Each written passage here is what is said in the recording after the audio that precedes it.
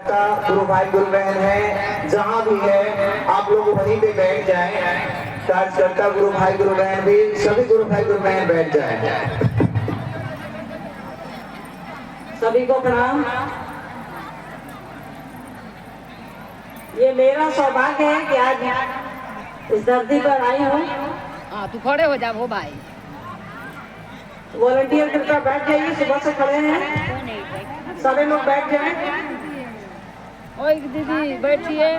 तुर्की की ये धरती, ये कुर्नी ब्लॉक में आता है, कुर्नी हाई स्कूल के प्रांगण में हैं हम आप। ये जमीन जो है ये अद्भुत है। यहाँ शिव का प्राण मंत्र साहब का प्राण मंत्र बना, और साहब का प्राण मंत्र हमारा आपका प्राण मंत्र है। सोचिए, ये हमारा आपका सौभाग्य है, इससे अच्छा सौभाग्य नहीं होगा। प्रणम्य है ये धरती, प्रणाम करने हो योग्य है ये धरती, जहाँ साहब शिव को मंत्र मिला नमः शिवाय।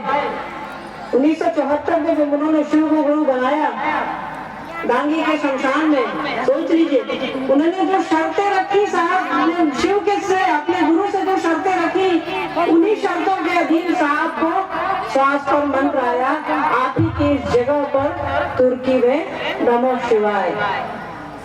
साहब ने सांस ली, नमः चढ़ा और सांस छोड़ी तो शिवाय उतरा।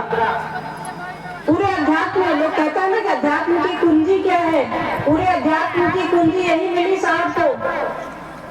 जब दादी माँ ने पूछा उनको, वो माँ कहा करते थे प्यार से, भोजपुरी में, मेरी भोजपुरी थोड़ी भगवान भरोसे है तो उतना ध्यान नहीं दी, पर साहब ने जब कहा कि अरे मिल गया, तो साहब से उनकी माता जी ने पूछा, माँ ने, दादी माँ ने पूछा कि का भुलाई रहल, तो साहब ने कहा कि चाबी।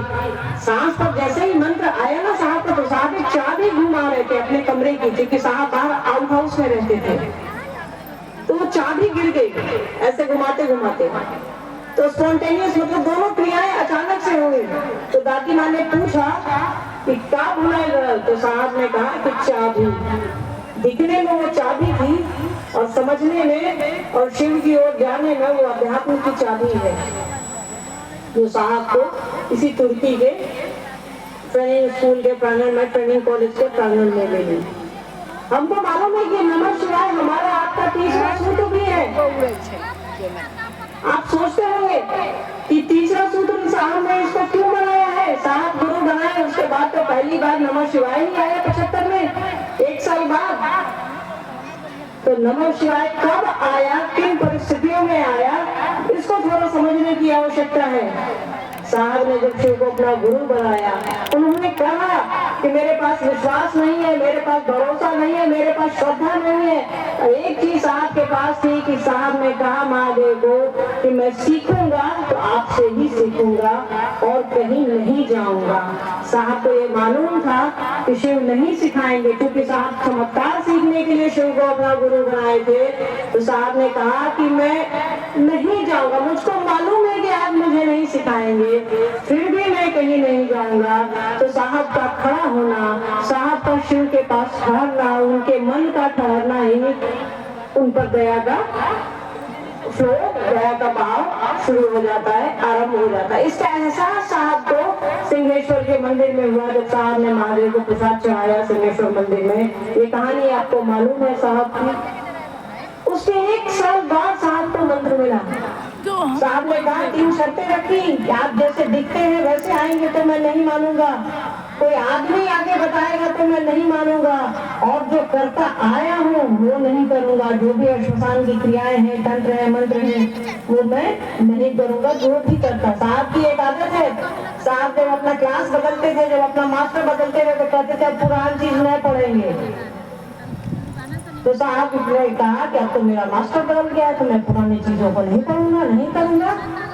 और इन्हीं 3 शर्तों के अधीन उस गुरु ने ऐसी दया की कि न साहब को कोई शरीर में करने आया, न किसी देश में कहने आया, बस हवाओं के माध्यम से उस शिव ने दया करी, और हवाओं के माध्यम से साहब को मंत्र मिला नमः शिवाय का, और विधि के साथ मिला। सावध, साहब ने शिक्षानुमूर्ति में लिखा है सावध मंत्र मिला। सावध मतलब विधि के साथ। मतलब तरीके के साथ कि कैसे करना है।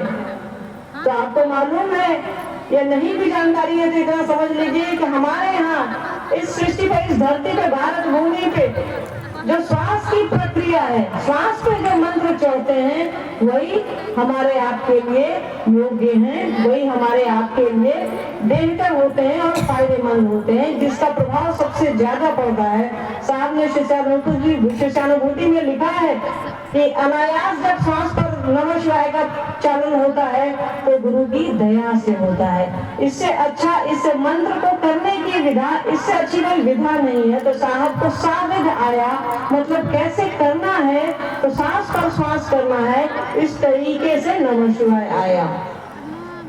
सोचिए कितनी बड़ी बात है ये, मतलब उन्होंने जो कहा उनके गुरु ने उसी हिसाब से किया।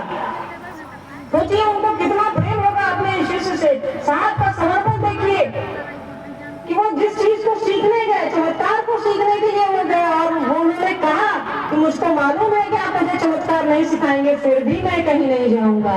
साहब खड़े हो गए, गुरु